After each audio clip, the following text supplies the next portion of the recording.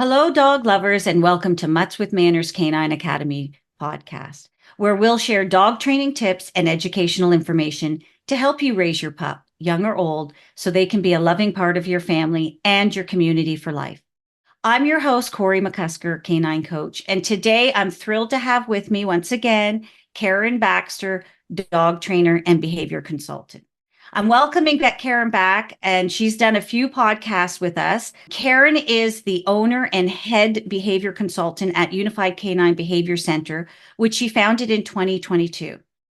Karen's training philosophy is one size does not fit all, and true to the Unified Canine difference, tailors her training protocols and/or treatment plans to the needs of the dogs and the lifestyle and goals of the dog's owner.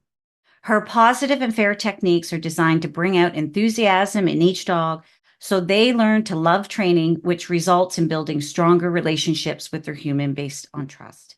I'm going to get Karen to just touch on a little bit of her credentials when I open the floor to her, just because there are so many and she has done so much developing her knowledge and wisdom in the behavior world, the training world. She's competed. She lives in York region with her dogs, and they have all competed in agility, rally-o. They've reached master levels in all sports. So welcome, Karen. Hi, Corey. So I do want you to just touch on before we get started on our topic. Today, we're going to be talking about something that's really important to animals' well-being, dogs' well-being. And I know that you have really done so much education and wisdom. So can you just touch on some of the things, all those letters behind your name, and tell us about that? I would be happy to. Also, thanks for giving me the opportunity to talk about some of those letters, because I think it's important for people to know when they see them, what does that mean for selecting a trainer or a consultant to work with them and their dogs. So I have a few certifications that I've built up over time. I'm a certified professional dog trainer, knowledge assessed with the Certification Council of Professional Dog Trainers. And I know you are as well, a certified professional dog trainer, which means that we have passed a grueling 3-hour exam and have demonstrated that we have the knowledge base on dog behavior and dog training and instruction skills and ethology, etc. So we passed this standardized international test, which shows that we actually know a little bit about dog training. The other one that I have is the Certified Dog Behavior Consultants Certification credential, which I got from the International Association for Animal Behavior Consultants. Again, it's another international exam that you demonstrate that you have the experience and the knowledge to work with dog behavior. So this is a little bit different than dog training. Dog behavior is based on the psychology of the dog. I also took a 2-year, it was a 1-year, a 1-year program on canine behaviorology is what it's called. So it's the canine science technologist is what my designation would be. And then where enrichment comes into play too, came in through all of my learning, but it really came to the forefront for me when I became a licensed canine complexity consultant and learned about all the different facets of a dog's life. And enrichment plays a huge role in that. That's pretty much it.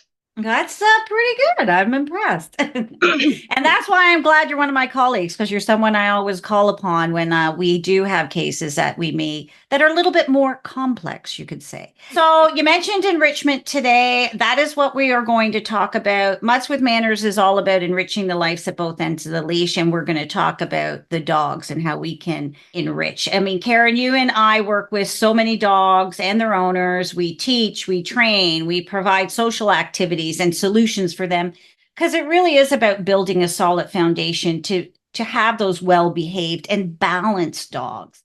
Yes. And today we want to talk about, to the pet parents or the people listening today, how they can maintain what we do with them, plus provide them with a little bit more background and insight about the activities we're going to address, but how it can really help them be the best dog that they can be mentally and physically. So, Karen, can you provide your description or definition of enrichment? Definitely. So enrichment incorporates activities, objects, and experiences to the dog to stimulate their mind, engage their senses, and improve their overall well-being.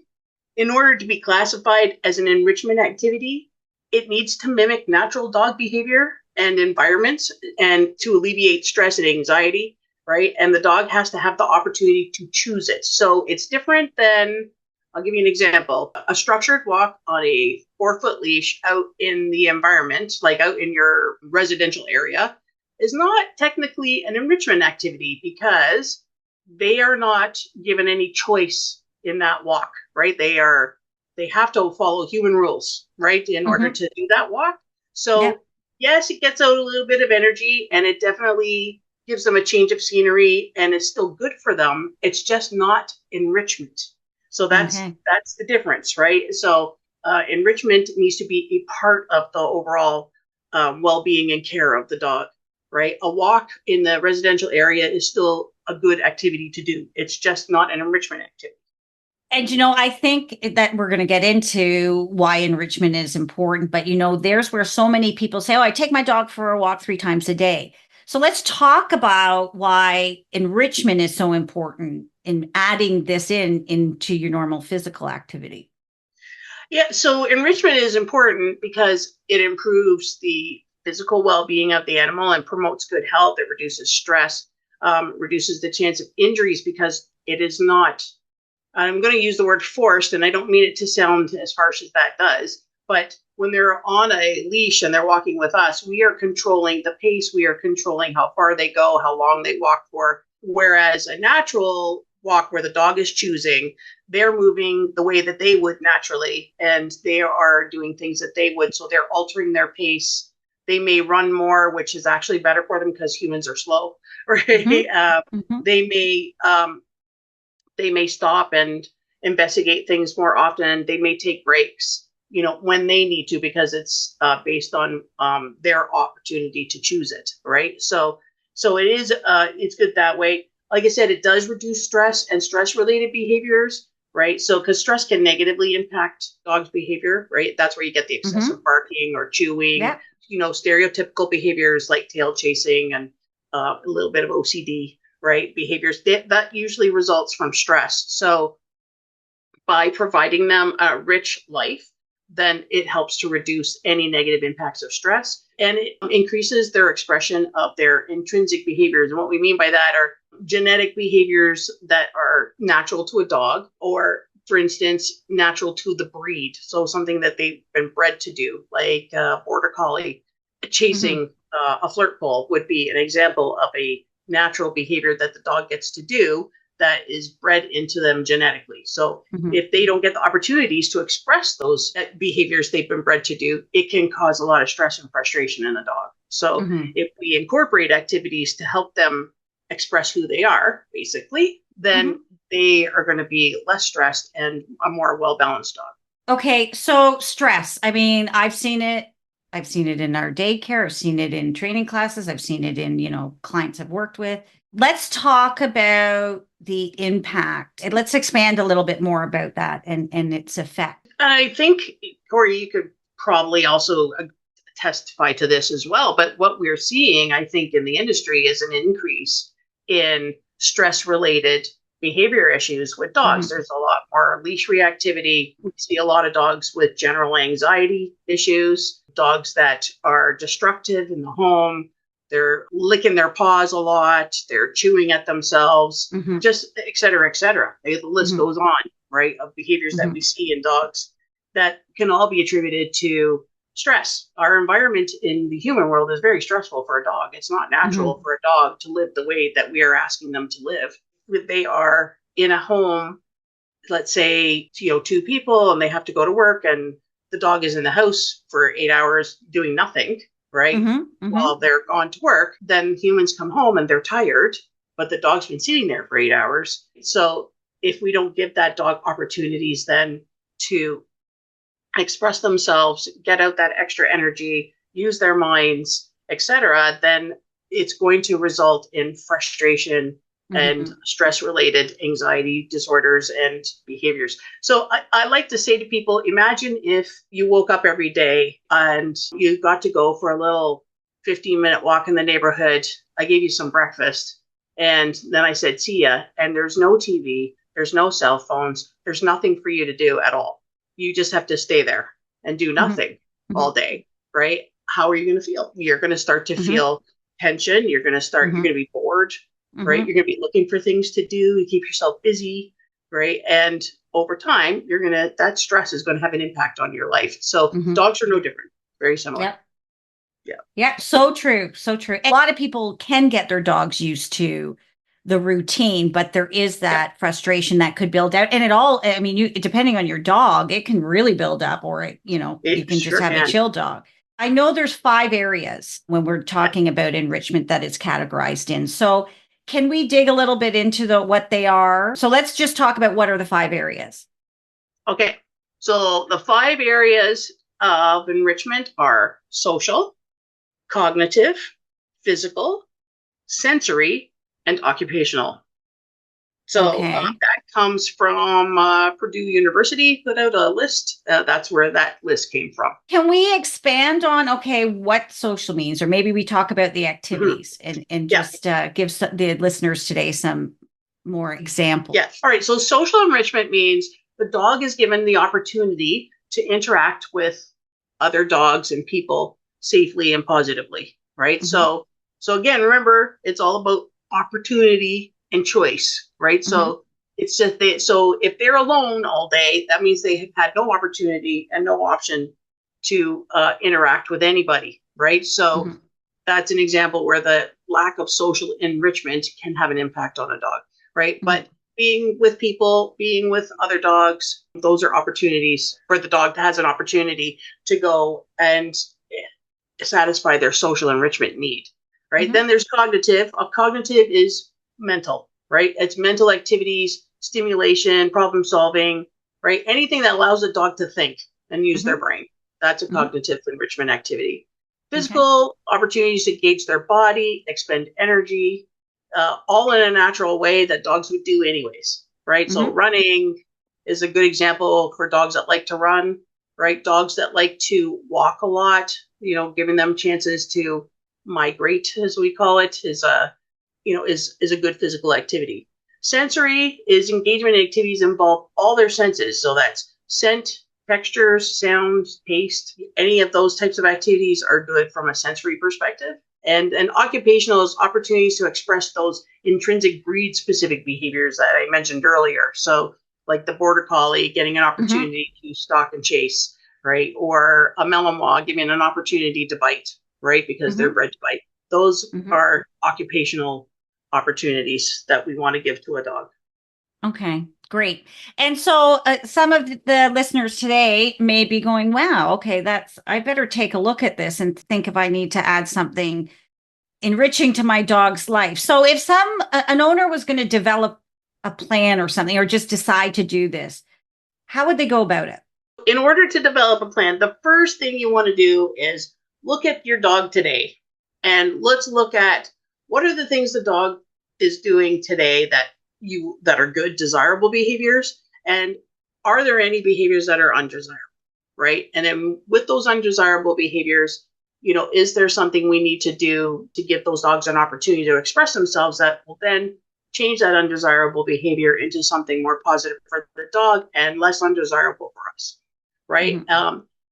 If they have stress-related behaviors, we need to then identify, are all their needs being met? So we go back to those 5 categories, right? And look at, are all of their physical, sensory, social, cognitive, and occupational needs, are they all being met? Does the dog have choice and opportunity to do the things that they need to do? Or is everything structured and the dog's not given a lot of choice? They just have to do it, right? Make a list of the priorities, what you think that your dog is missing the most. So if you feel that your dog is missing opportunities for sensory enrichment, then that's going to be at the top of my list for when I develop my plan. I want to add those activities in, right? So then you develop your plan, right? Who's going to implement it? Where can we do it? When are we going to do it? What activities? Just follow the who, what, when, where, why, how, and put those in your plan. And then, you develop a schedule. So this is a very formal way of increasing enrichment, right? So Yeah, then I'll create a little schedule. When am I going to do certain things? Not everything needs to be done every day. Just like us, we have enrichment needs as well, but we don't have to do them all the time, right? So, and then, to make it easy to implement it, if we're changing, anytime you need to change anything, it's easier for us if we have it documented. So you make a list, tape it to your fridge or put a magnet on it, right? And then you'll have it right there to refer to, so you don't have to try to remember. And then eventually it'll just become natural. You'll just do it naturally. Okay, that's great. So there they have kind of a process. And that's again, too, is when you've got that, you want to do something, it's a plan is always important. And you went through some great steps there. So we introduced enrichment daycare. We have the enrichment program for our daycare. We have the play and train. And the reason we added it is because we had some of the more mature dogs that were getting bored. They didn't want the puppies like playing with them. Or we had the puppies that would get overstimulated and we needed to utilize them. Or we've had some of them that have the herding breeds in it. So we recognized that there was a need. So now we know when the dogs come into the enrichment program, they go home not only physically tired, but they are also mentally been challenged or stimulated. And then the owners were getting great comments because the owners are noticing how much more relaxed they see. Like that's it. Some dogs, like if you just let them go, they're going to go home and they're going to be so wired they can't calm down. So the owners are seeing a difference. We're seeing a difference. The staff loves doing it with them. And we know it's how important it is for animal welfare. But it hasn't always been the case that people were aware of the enrichment. So can you provide us with some insight as to how enrichment became important in dogs' care?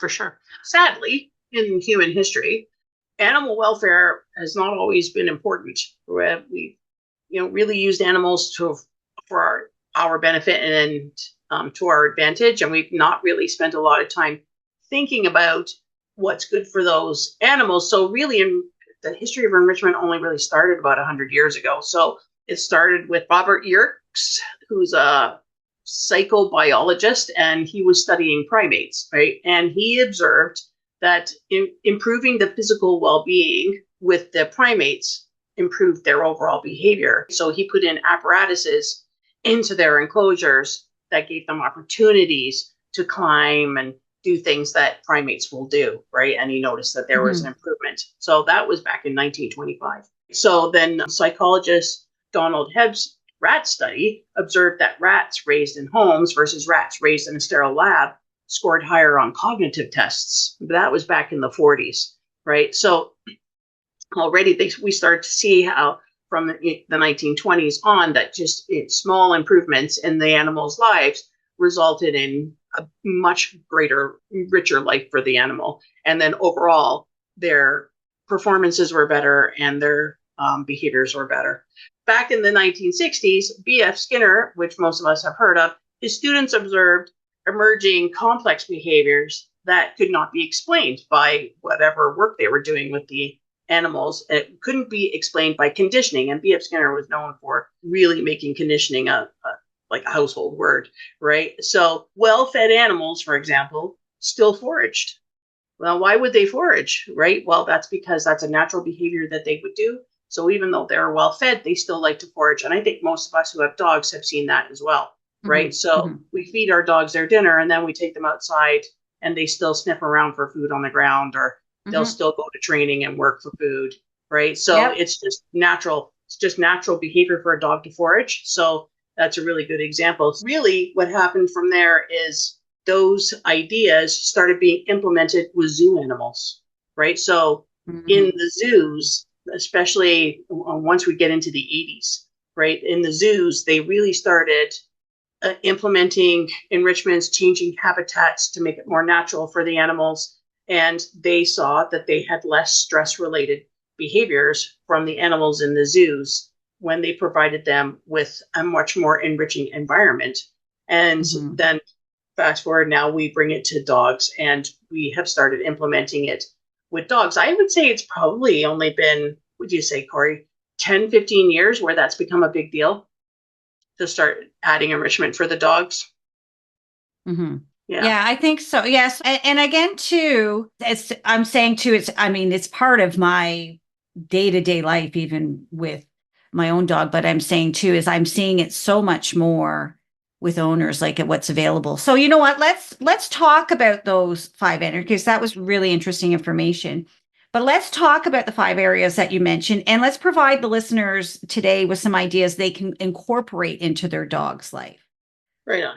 So, okay, so the first one let's talk about is physical. So I mentioned how going for a structured walk in your environment on a 4-foot leash is not enriching, right? It is a good activity. It's good bonding activity for you and your dog, but it's not true enrichment because the dog doesn't have opportunity and choice, right? They just have to do it because we took them out, right? So really good physical activity is what we will call a natural walk or a decompression walk, which means, to decompress them so they're not so stressed. And that's either like an off-leash trail walk, or put them on a long line if they don't have good recall or there's leash laws in your area.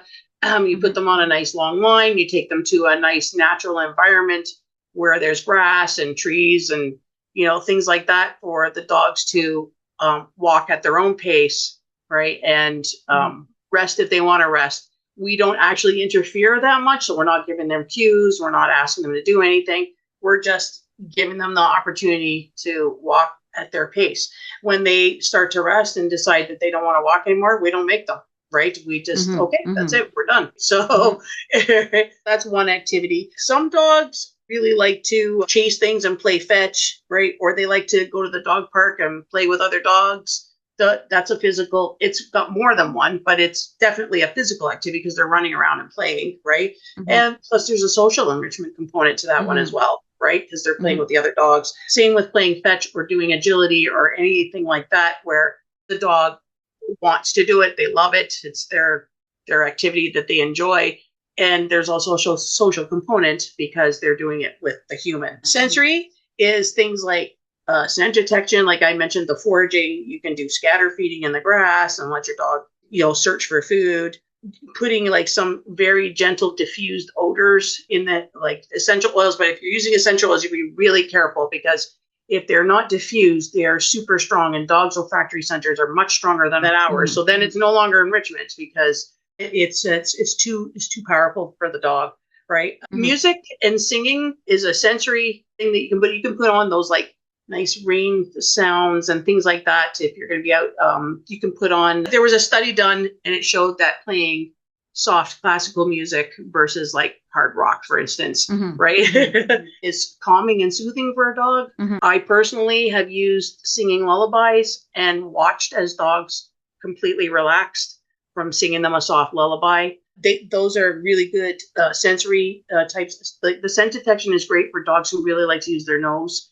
And so that's a really good activity to do with your dogs. Social, of course, is play dates, daycares, grooming when the dog likes it, right? So like I have a couple of dogs here that if they see me pull out a brush, they are, pushing each other out of the way to get to me, right? Like they really love to be groomed. So, and of course, any human dog interaction, opportunities to hang with us and do things with us, that is also social, right? Then cognitive could be things like puzzle games, slow feeders, trick training if the dog is into it, right? So if they really want to do it and they have the opportunity to opt in and choose, is really good for their cognitive well-being, especially dogs that need jobs, right?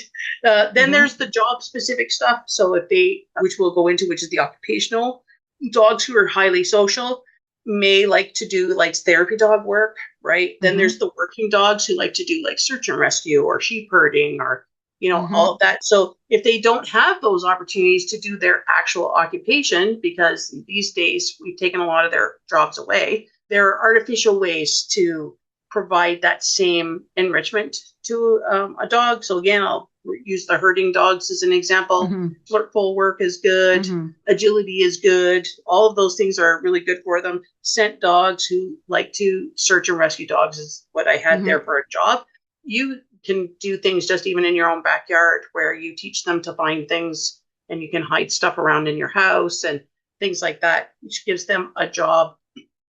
I'll tell people with retrievers, teach them to fetch stuff, right? Teach them to go get your shoes. Teach them to go and get a newspaper. Right? Yeah, right. Because that's their job, right? That's something that they, if they have strong retrieving instincts, you can channel that, right, into something positive. Here's how you can use it where you can change a behavior that is problematic. So sometimes undesirable behavior at a door, for instance, would be a dog jumping all over people.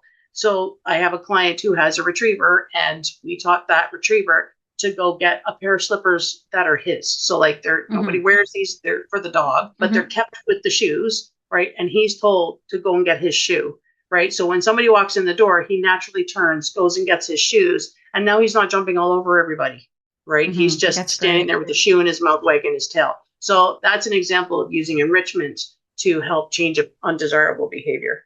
So that's the way. Those are some quick ideas, right? I think we're going to put resources right on the show notes. Yes, we are. We are definitely going to put some resources. Right? Yeah. Great ideas there too. And there's just so many too, right? Again, it goes back to that plan, looking at your behaviors or if there's desire, right? And really knowing your dog or getting to know your dog and trying things out. If you're not really sure they're a retriever or you're not sure they like scent, try it out and see. You'll see they'll get excited. I mean, I know Sky, who is high energy girl. I have to do enrichment with her or else I'm going to have a dog that's going to have behavior problems. So, we've done everything with her. We've started even community walks with our facility to help any of those dogs get out that maybe haven't been social with other dogs or getting them, used to it.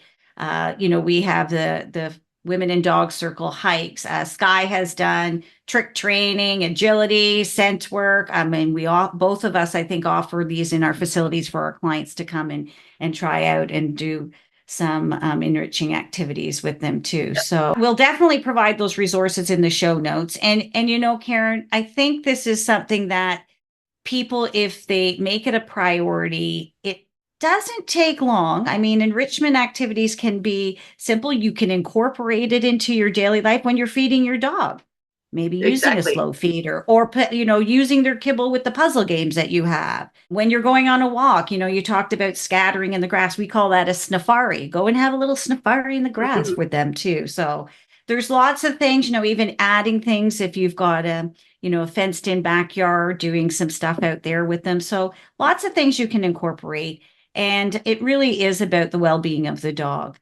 And I think those have been, it's been a great overview that you've provided today, some great tips. You gave us some background on it.